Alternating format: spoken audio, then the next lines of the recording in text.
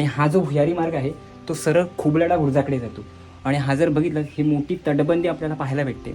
आणि या तटबंदीच्या खाली हा जो भुयारी मार्ग सरळ गेला आहे तो पुढे खुबलाडा बुरुजाच्या इथे पूर्णपणे तो बाहेर पडतोय. तर प्रत्यक्षपणे आपण आता जाऊया इथून आणि बघूया हा भुयारी मार्ग कसा आहे.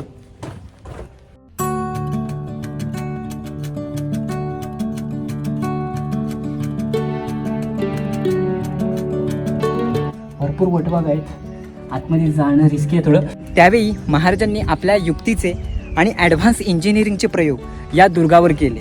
मग त्यामध्ये विजयदुर्गची तिहेरी तटबंदी आहे, त्याचबरोबर समुद्राच्या पाण्याखाली असलेली तटबंदी आहे. असे अनेक प्रयोग महाराजांनी या किल्ले विजयदुर्गवर केले आहेत.